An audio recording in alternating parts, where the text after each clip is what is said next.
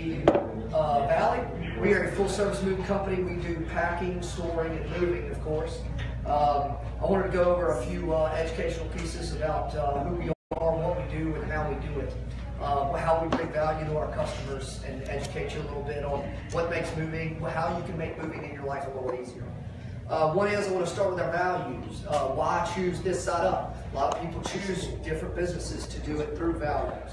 First value we take seriously is empathy. We all know what empathy is. We try to connect with our community and our customers. We're all neighbors in a way, and I wouldn't want anything to happen to me, so I don't want anything to happen to you during the move.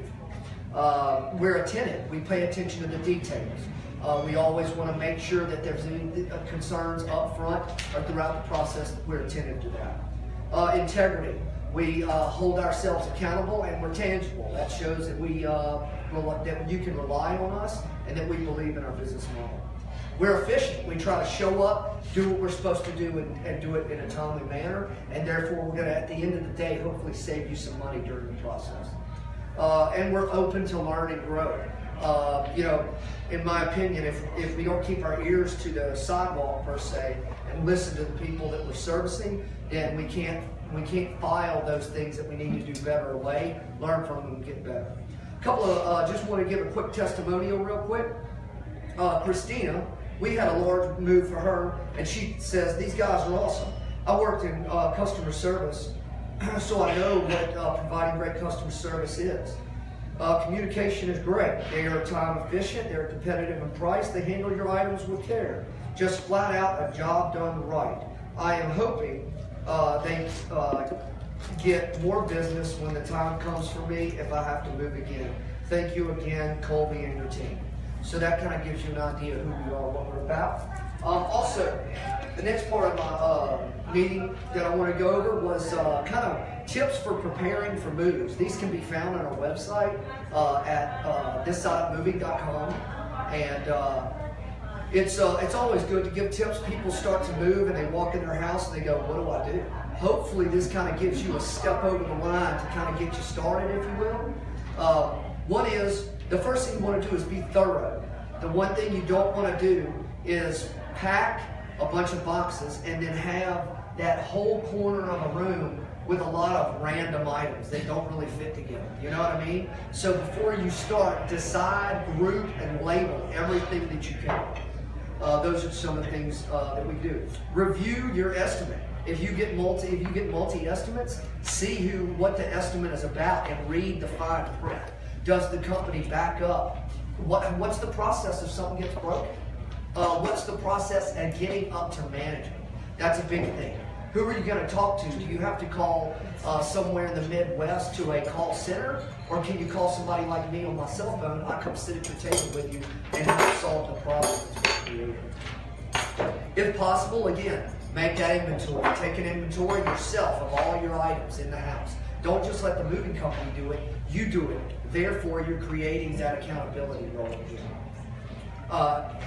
If you're packing, pack smart.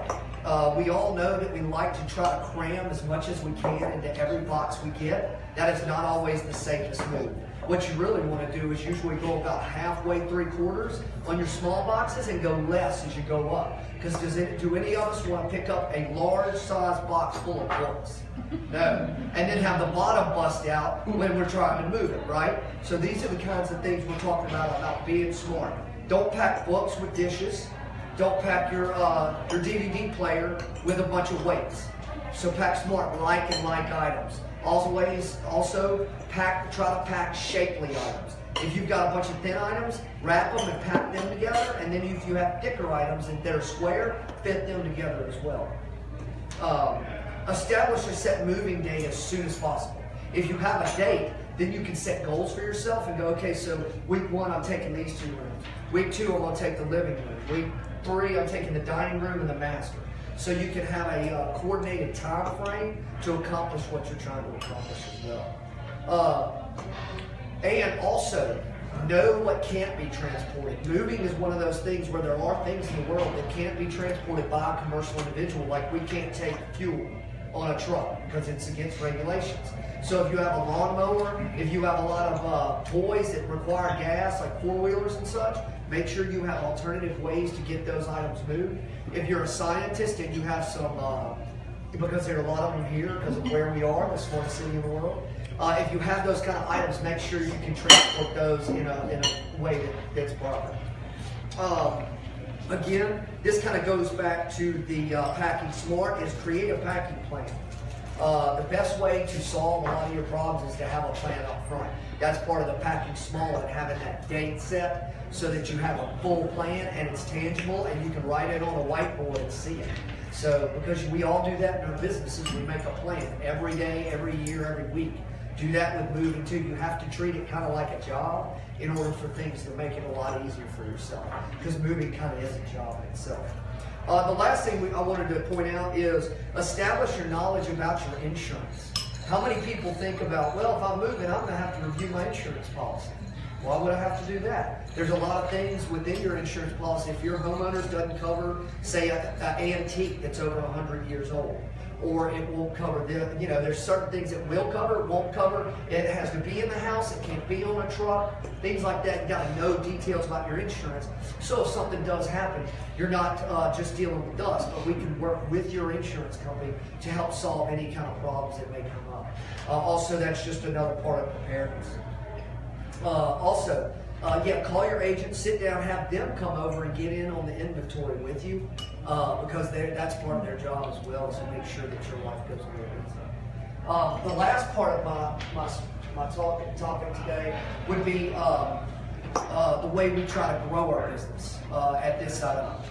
The way we try to grow our business is, granted, through referrals. That's our number one thing, is through referrals. We've come up with a Moving Points referral program that if any of y'all are interested in, I can pass out to you and we can go over it later. It's pretty self-explanatory, but the best way we feel like to gain more business and to gain partners is for people to be rewarded for helping us. We want to reward people for helping us.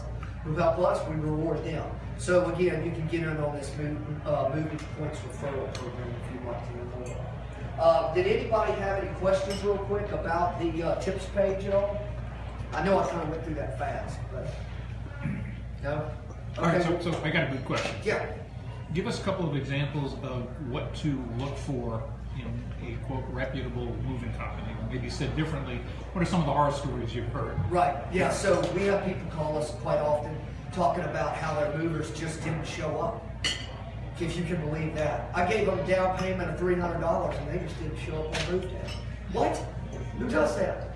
But things happen. Anyway, that, and also when I go out and I talk to folks and this side up, when we talked about our values, kind of going back to that, would be the integrity portion of what I was talking about. Tangibility and accountability.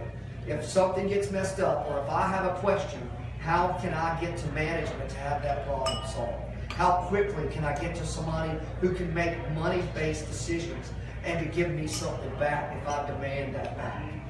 So that's a big piece of it, because if we've all moved, especially some of you folks that have been in the military with van line companies, it's very hard to get somebody on the phone. They will put you in a loop, and it's hard to solve those problems. Again, the accountability, and if we did mess something up, are my movers trained to say I messed up? It's okay. We give them a certain amount every day that they're allowed. But if it goes over a certain amount, it comes out of their pockets. So, again, holding our movers accountable makes them accountable to you. Another thing, Steve, that you can look for in a great mover is if you have an on-site leader. So my on-site leaders are my truck drivers, the guys who drive. They wear gray shirts. All of my workers that are under that team lead on site wear orange shirts, because those are our colors. And so if you have an issue, when we show up to your house, the guy in gray should say, hey, my name's Harry Field, I'm here to make your move. This is John, Mike, and David. They're going to be your movers too. Is there anyone else in the home that we should meet? Is there anyone else in the home that needs to know who we are? How do you want this move to go, ma'am or sir? Let's walk through the house. You walk me how you want to see it. The one thing I want to let you know is the most important thing you want off the truck first at your destination should go on the truck last here. That's pretty solid introduction, in my opinion, for when we have team leads. So if you have a moving company, even if you don't use us during the estimate process, ask them if they have an on-site team leader. Because most of the time, they don't have to come to us to make those decisions. We empower them to make decisions on site if there's a problem or a question. So they have that power, so we let them, be empowered.